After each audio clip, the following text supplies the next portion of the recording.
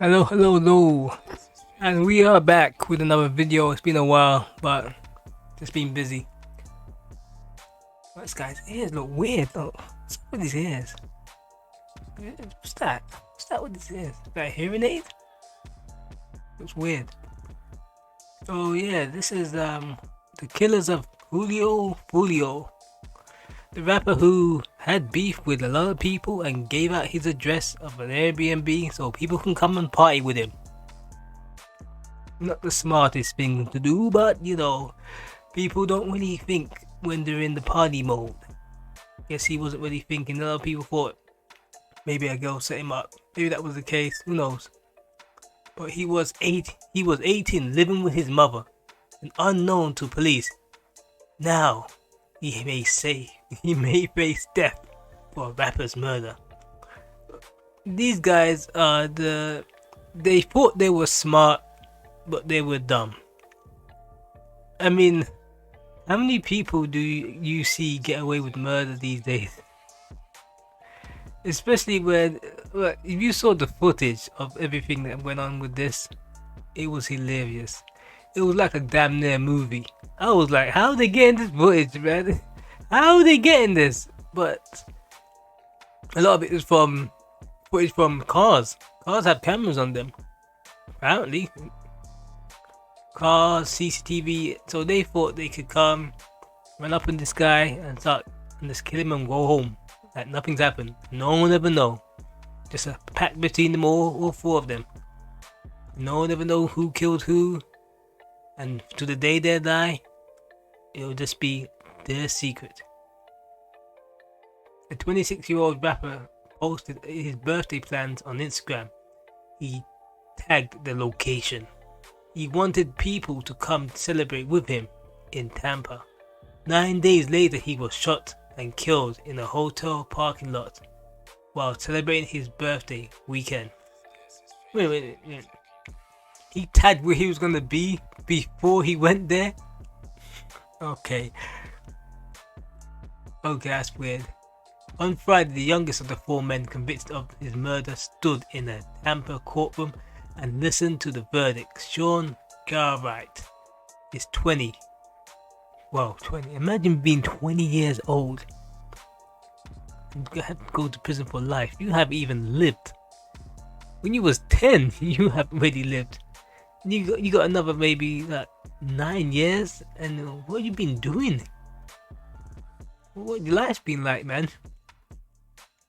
You graduate out of school, and then you're facing what it has to be. But when the jury foreman said guilty, he broke down in tears. Not quietly. The courtroom footage, now viewed more than 3.4 million times, shows a young man collapsing under the weight of what the rest of his life just became. What life? They might give this guy the death penalty. I'm not even sure. I don't know American law, but sometimes they do give people the death penalty. A correctional officer stepped towards him. Garrett kept crying. He was 18 when it happened. He lived with his mother. He was not a documented member of any gang. His attorney told the jury he had found himself caught up in the whirlwind of going out to murder someone. What a nutcase. Prosecutors are seeking the death penalty. What? Oh man. Let's see, he was a documented member. Charles Jones performed as Julio Foolio. He was a documented member of 6 Block, a Jacksonville gang that had been at war with two rival groups, ATK and 1-200 for years. The violence had taken people from every side. Diss tracks were released mocking the dead by name. During this interrogation, co-defendant Devon Murphy told investigators that he felt like from the inside his grandmother had a heart attack because of songs Julio made about people they had lost. His aunt became bedridden with depression. Somebody pissed on my cousin's grave, Murphy said. You gotta feel that.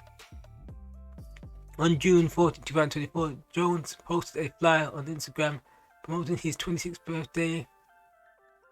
9 days of preparation. These guys prepared for 9 days. 9 days later, two cars left Jacksonville. Then 21 and his girlfriend Alicia Andrews drove a silver Chevrolet Cruze. Then 18 rode Garth. Then 18 rode the Chevrolet. Blah blah blah. The night in Tampa. Chance and Andrews showed up at the two different nightclubs where Jones was celebrating. They never approached a bouncer. They never tried to get inside. They watched him and reported back. Before dawn on June 23rd, the group converged at the hotel near the University of South Florida. 3 men opened fire on the vehicle where Jones sat in the passenger seat. Dozens of rounds. This is fascinating. Dozens of rounds.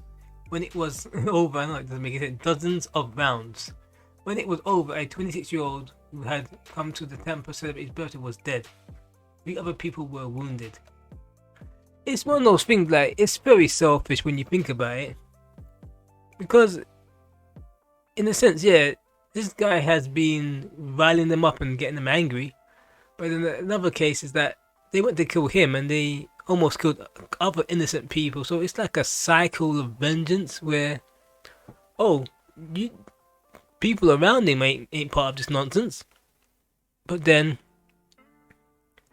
they managed to get involved in it and get hurt. And now the people, if someone else got killed, they'll be after them. So it's a cycle, isn't it? It's really dumb. Let's see, what police officers found in his mother's house. Officers stopped at Garth Wright at a Jacksonville shopping center 3 days later. He complied. In his back seat, they found a Glock 9mm, loose ammunition magazine, and gun parts. This guy kept a gun? Can't be smart. A search warrant took them to the house he shared with his mother.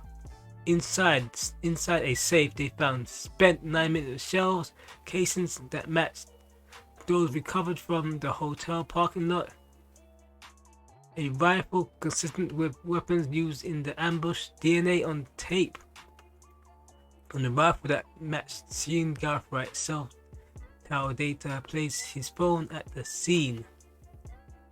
Yeah, these guys aren't the smartest of criminals. I mean, I don't even think. 9 days of planning, I didn't think to not bring their phones. So the phones keep pinging data, so they always know where you are. If you're gonna do a crime, you get an old school burner phone. Old school, not no smartphone. Smartphone will snitch on you. They're designed to snitch on you. It's hilarious, man. I can't help but laugh at these guys, really. Cause it's one of those things where you just have to think to yourself, like, what were they thinking? That they can get away with this? Really? Look at this guy. This guy, he's broke down in tears right there. Look at that.